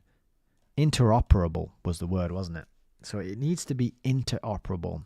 We need a net that is interoperable. We need an interoperable net. We need a internet. We need holy shit. Internet. That is the net. That is the net that is tightening around you that I'm using to communicate you, because I'm trying to put some signal out into that noise to tell you and warn you that this is the plan. And I don't even need to tell you, because they tell you, but you just ignore it. Not you, clearly, because you're here listening to me, but many of us ignore it, because we like sports ball and we like soap opera street and we like, stupid bullshit, as I like to call it. All right, moving on. Dr. Robert Malone. Now, this article is really long, as you can see. Boom. And every time I highlighted some quotes, they disappeared when I rebooted my browser. So I'm just going to add it to the record for you to go and read and look at. But this Robert Malone, he's the inventor, credited as the inventor for the mRNA injection technology that was rolled out earlier in the last 3 years and is still being used. And that is extremely concerning, causing all sorts of problems. That's the subject of another show, possibly my next one. But he's put out a really good piece on Substack, which is all about the bureaucracy and how the bureaucracy is interlocked with the CIA and the FBI and the CISA, and they're also interlocked with the media to build this picture of reality that is not accurate and is not factual and is not backed up by real world evidence. And it's all kind of interlocked, and it's all there to serve this bloated bureaucracy, which serves itself, and self-serving bureaucracy. And this last bit here, the alarming part that I'll just highlight again, because, the alarming part, and this is just the conclusion to his intro, there's a lot more detail further down, but he says, this is how modern nation states abruptly collapse. As one recent example, recall the history of the USSR and most of the foreign communist Eastern European states. Modern nation states fail by suffocating under the weight of bloated, unaccountable bureaucracies whose primary objectives are to serve and sustain themselves rather than to promote and defend the general welfare and security of the citizenry. The social contract is stomped into dust by the boot of an uncontrollably arrogant, authoritarian, self-serving bureaucracy. And isn't that the case? Don't we, those of us who may work in the corporate world, kind of see these structures and these bureaucracies and just wonder, like, what is it actually that all these people are doing? What is actually getting done here? Is there work going on? Is there products and services being produced and delivered and given? Are people's lives being made better? There's so many of us here pouring our energy into this construct, this corpse oration, this zombie dead voice entity, what is the outcome? Are we here because we're actually making a difference and doing good things and improving the well-being, the lives of our fellow human beings? Or are we just here because we kind of are self-serving and we want it to sustain because this is how we get our, pennies that we go out and spend on our ever-increasing bills and expenses? So really good article. It's in the links below as always. Would encourage people to go and read it, but check out this graph as well. The debt limit. Woo, going back to the 1940s. Something happened in the 1970s. I know what it was. Do you? That's a bit of homework for you. What happened in the 1970s that triggered to the moon? To the moon's usually a good thing, but in this case, I don't think so. So there's another article, bit of reading, resource, further research for you kind, lovely, wonderful people. What's next? We're nearly there. We're nearly at the end. Time we on? 1 hour 35. All right. 8 predictions for the world in 2030. So this is the World Economic Forum and their now infamous predictions for the world in 2030, just in case tragedy and hope is not enough, just in case Patrick Wood's book on technocracy rising is not enough, just in case you still think I'm a raving lunatic. Here it is in their own words. Now, this article, I had to go to the Wayback Machine to find it, and this was 25th of November 2016. And because this has been kind of scrubbed and deleted and memory holed and been made hard to find, hard-ish to find. Obviously, it's not too hard. I found it. But this is 8 predictions, and these were written back in 2016. All right. So the question here is, are these predictions actually predictions, or are they actually, here's what we're going to do? See what you think. Let's have a look. Let's quickly scan through these. 1, all products will have become services. All right. So has this been happening? Well, do you own your own car, or do you just hire someone else to drive you around all the time on apps such as Uber? Do you cook your own food at home, or do you order it delivered to your house? Do you own your own CD and record collection, or do you just stream it from an app or a website?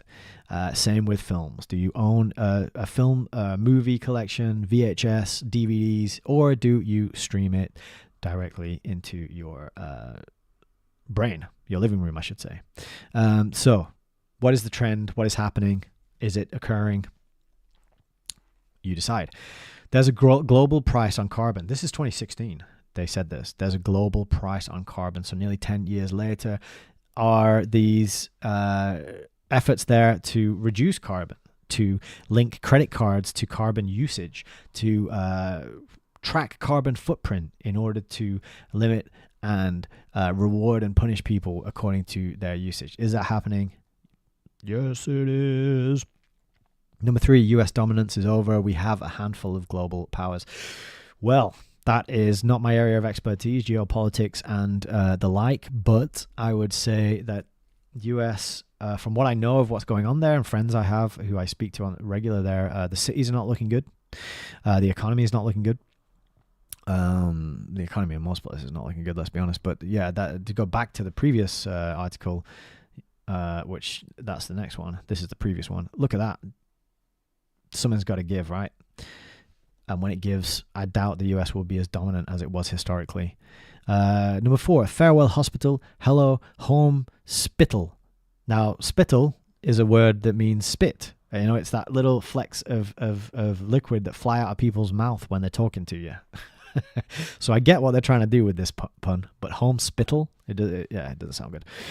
But I covered this in, was it the last show? I think I covered this in the last show about how the NHS, the National Health Service, the socialized health service here in the UK, is rolling out what it calls AI, which is not AI because it's not intelligent, but large language model type software and algorithms to identify the most high risk, needy people, and instead of having them come into hospital for treatment, we'll just send people out to treat them at home. So yeah, that 2016, they predicted this. It is now happening here in the UK at least. 5, we are eating much less meat. Yeah, because we're being forced to. We're being propagandized to believe it's unhealthy for us. We're being browbeaten to be told that it's bad for the environment and it's bad for the animals, and factory farming is horrendous and you are an evil person for engaging in it, which is correct. Factory farming is horrific and terrible. But regenerative farming that is done like this picture here, right? This cow is in the place where it is supposed to be. Lots of space, blue skies, green grass. It's probably got some cow friends around her. And the whole point is to farm in a way that is regenerative to the land, that is sustainable in terms of keeping the herd alive over a long period of time. Cows are magical, incredible creations which turn inedible plant matter, inedible to humans, into the most nutritionally dense food that humans can get their hands on, which is true for the meat, the organs, and the fat. Right, all that stuff. My life has transformed since including more high quality animal fats and eating more, getting high levels of protein from bioavailable sources, the best of which is meat. But they don't want us healthy. They want us sick and dependent on a medical system, as described earlier. I alluded to the fact that a patient cured is a patient lost. And this is another way to get more patients for the pharmaceutical industrial complex, which thrives on keeping people sick, because then it's got more sick people to sell their products to. So that's happening. Obviously, that is happening. There is so much propagandizing of particularly young people to become vegan and to eat insects, and to not support local farmers who are literally preserving and protecting the environment. Now, I agree. Factory farming, gross, cruel, terrible. It's a stain on our collective psyche. It's horrible. But regenerative farming, absolutely, get in there, support the people who are doing it. They are the true heroes. They are on the front lines and they're really under attack. I've got in the UK a couple of websites that I can recommend that I've used. If you want to know more about them, shoot me a message. I'll tell you. 6, today's Syrian refugees will be the CEOs in 2030s. I don't know about that one. I do know that there is a lot of immigration occurring, and well, in England now we got the British Prime Minister, the Scottish Prime Minister, and the Mayor of London are all of non-white ethnicity. Is that the right word? Or heritage? So, you know, maybe not CEOs, but maybe politicians. You can definitely see that happening now. 7, the values that built the West will have been tested to breaking point. Could this be something to do with the importation of lots of people who aren't aligned with Western values? This is maybe tested to breaking point. Well, yeah, if you know, the people who are brought up here in the culture and the traditions of the West are the people who and the values are going to more likely to maintain it and pass it on into the future. If you import en masse indiscriminately huge numbers of people that are born with a different set of values, different cultural identity, different traditions, then they're not going to abandon those when they walk over the border. I've lived in other countries as an expat, as an immigrant, and I didn't become that culture, right? It doesn't happen like that. I found other people who were had a culture and a tradition and value similar to me, and I hung out with them. This is what happens in most cases, right? So it's not some magical transformation machine where you step over that border and boop, you become aligned and in tune with the values and the traditions, the culture of that place. That's not the way it works. So again, I think this was a revelation of what they're going to do, and it has been done, and it is being done. And number 8, by the 2030s, we'll be ready to move humans toward the red planet. Absolute nonsense. This is just silly, and if you believe in that myth, then it's a fairy tale. And yeah, enjoy believing your fairy tale. I'm happy for you. Okay, last resource, book number 5, and what I'm going to leave you with as I draw this broadcast to a close: The Great Taking. What is this book about? So The Great Taking was published earlier this year by David Rogers Webb. Who's David Rogers Webb? He's a venture investing hedge fund manager, and he managed funds through the period spanning the extremes of the dot-com bubble and bust, producing a gross return of more than 320%, while the S&P 500 and the NASDAQ indices had losses. This guy is a superhuman investor extraordinaire.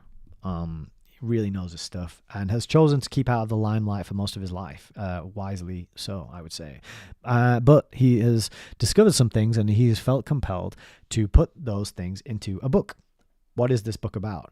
It's about the taking of collateral, all of it, the end game of the current globally synchronous debt accumulation supercycle. The scheme is being executed by long-planned intelligent design, the audacity and scope of which is difficult for the mind to encompass.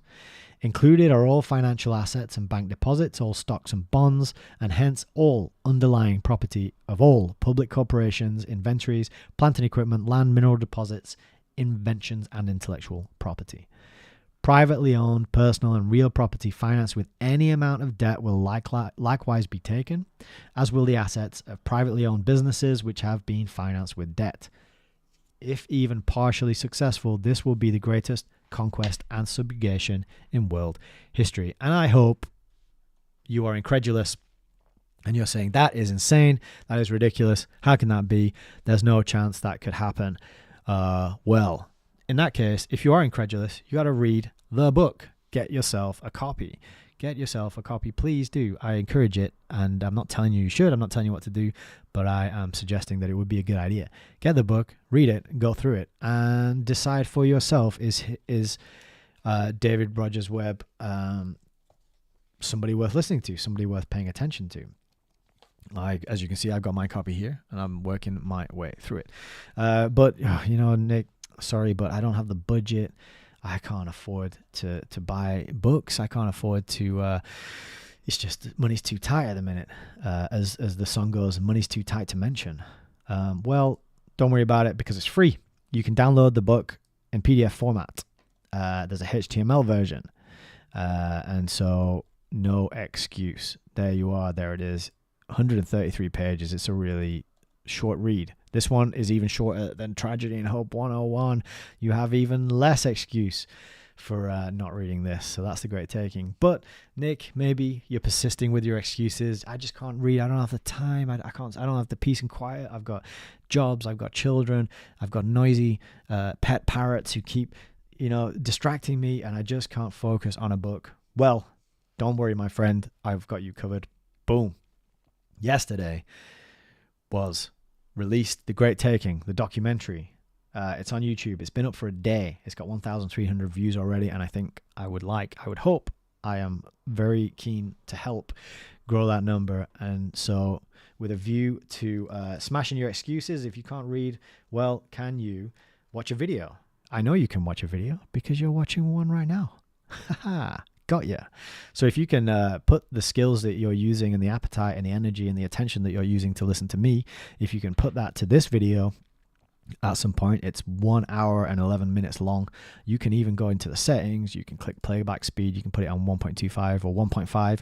Get through it even quicker if you're stuck for time.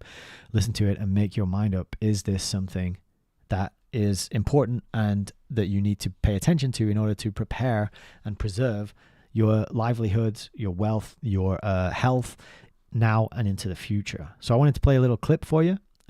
This should be ready to go. Let me just quickly have a look at settings. There is a setting there that I think is correct. So let's just watch a little sample from the Great Taking documentary. 2008. So there's a plan that's executed over decades to do this. Then they began a process of harmonization, which was to force this model in law globally. And they did this through the EU. The first discussion in documents in the EU is in 2002. So that's when the process was beginning then, in the aftermath of the dot-com bust. And the EU created something they call the Legal Certainty Group. And again, that sounds like a good thing, but what they mean is legal certainty that the secured creditors will take the client assets. And they worked at this for years, figuring out how to subvert local law. When you think about it, rights to property is kind of a sacred thing. It's something that all people should care about. And oddly enough, even the people participating in making this happen should care about this in a big way. So therein lies the hope of addressing this. We can come back to that. But the Legal Certainty Group identified the problematic local law. And then it took maybe another 10 years to come up with this CSDR regulation, Central Securities Depository Regulation in 2014, that mandated the transport of the collateral from the local or the national level, Central Securities Depository, where people think they own their things outright. Their record of ownership is there, and the securities are transferred up to this international Central Securities Depository level. And let me get my mic back on. So that is just a taster of the kind of information that you're going to be getting if you invest the time. And I did actually play it there on playback speed of 1.25, and it wasn't that painful to listen to. The animations were kind of a bit fast and hard to focus on, but if you can only listen in, you can get the gist of this in a very short amount of time. David Rogers Webb narrates it himself. He is here somewhere at the start. There he is. Oh, there somewhere. Yeah, I don't know. I'm trying to pick him up. There he is. Oh, there he was. He's gone now.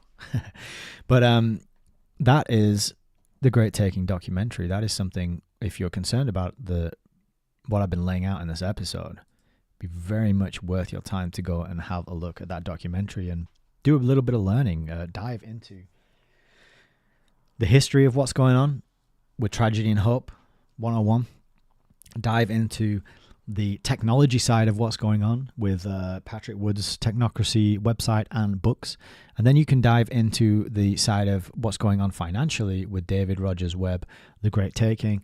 And I hope that I've provided you with lots of resources that you can go further and educate yourself. And you know, like I said, apply reason and discernment and try and debunk all this stuff for yourself. I'm not happy about this news and this picture that I'm painting for you.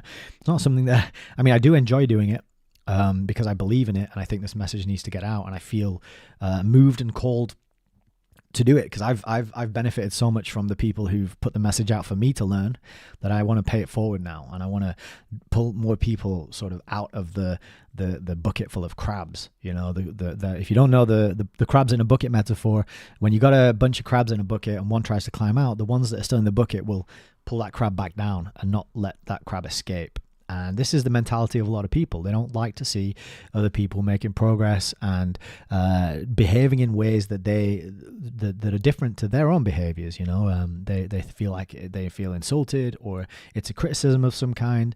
And, you know, you have to be careful with whom you share good news, because some people don't respond well and they don't want to see you succeed, because if you succeed, then it proves to them that they could succeed as well.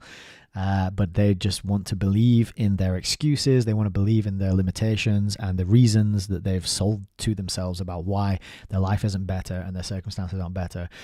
And you making yours better proves to them that they could do it too. And so that's why they respond with jealousy and they don't care and they don't want to see it, right? So this is crabs in a bucket, and I'm trying to I'm looking down in the bucket and I'm trying to say, okay, let's help these crabs get out. The ones that are showing an interest, the ones that are trying to see the bigger picture and trying to escape to a place where they can breathe and they can enjoy clean water and clean an environment and do what crabs are supposed to do. You know, I want to. This is just a kind of these broadcasts are a helping hand to try and facilitate and make that process smoother, because it's difficult and it's overwhelming and it's scary and it can be met with a lot of resistance. But we persist despite the resistance. And on that note, I think I'm going to end it there. Thank you so much for hanging out with me, whether live or after the fact. I am just deeply humbled and appreciative of all your time and attention. It blows my mind that anybody would tune in for these things, but I love doing them, and so I'm going to keep doing them until absolutely nobody is listening. And even then, I'll probably do it anyway.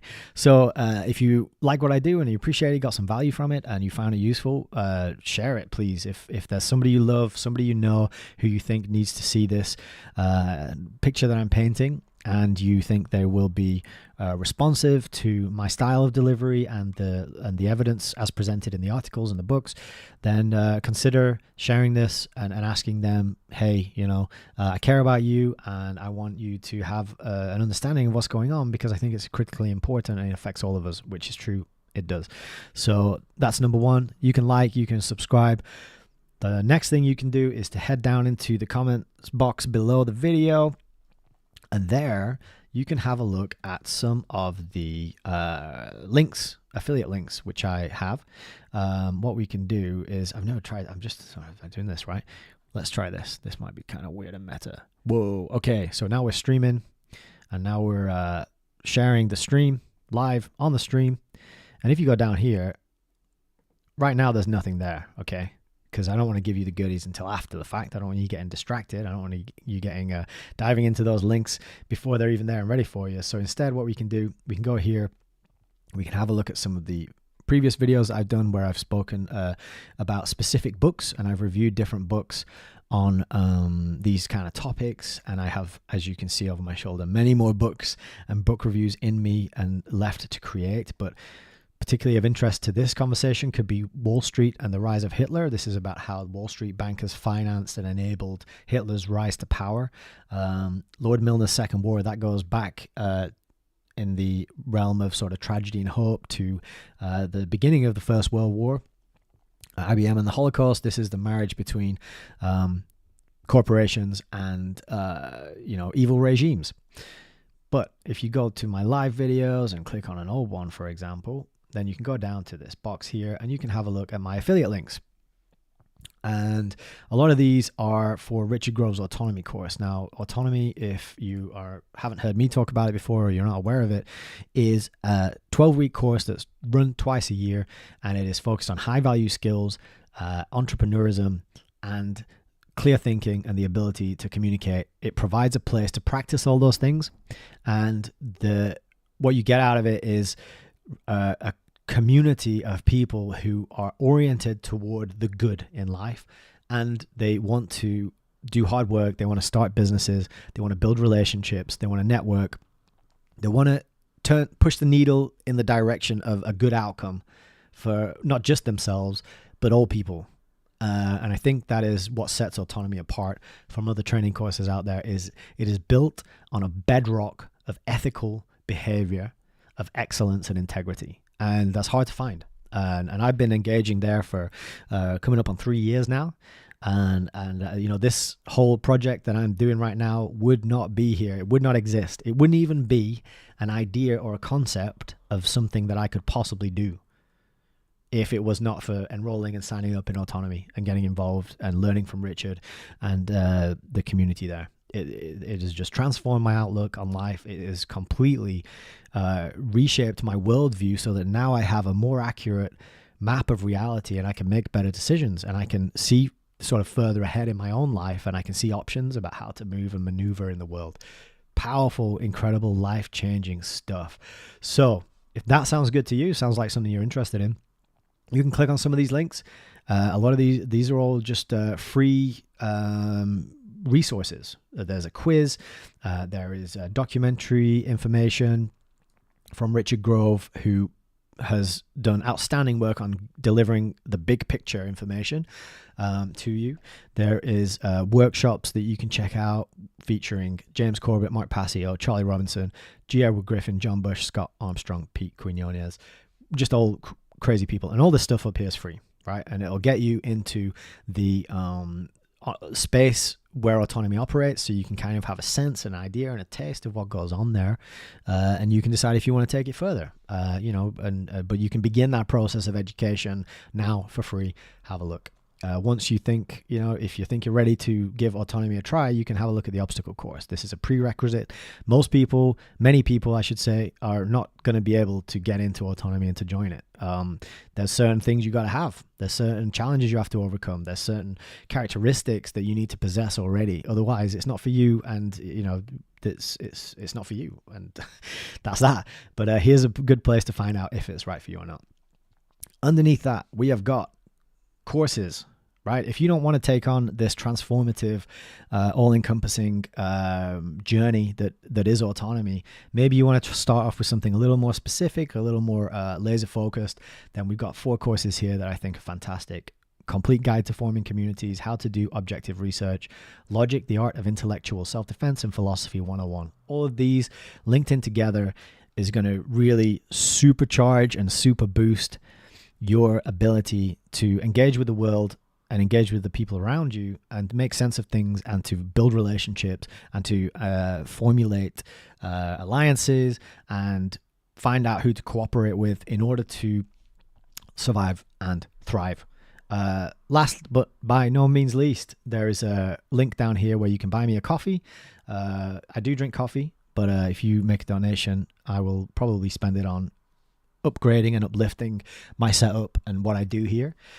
And then I have an Instagram, and on my Instagram I publish just pictures of important quotes and overviews of books that I deem important, that I think are very critical in understanding what's going on, where we're at, where we're heading. So that is that. If you can do that, I would be extremely grateful. Thank you very much for listening to me ramble on there about the links, but that is the best thing you can do if you enjoy what I'm doing and you want me to do more of it. But I'm just I'm a conduit. I see myself as a gateway to bigger and better things, right? So if you like what I'm doing, the number one best thing you can go is check out James Corbett, Last American Vagabond, Ryan Christian. Go look at Jay Dyer. Go look at Richard Grove. Go look at Mark Passio. These guys are really the masters. I love what they do, and I'm continually inspired by them all the time to do what I do. That is that. And boom, 2 hours, longest one I've done yet. So apologies to my good friend who was suggesting that I make these a bit shorter. I try.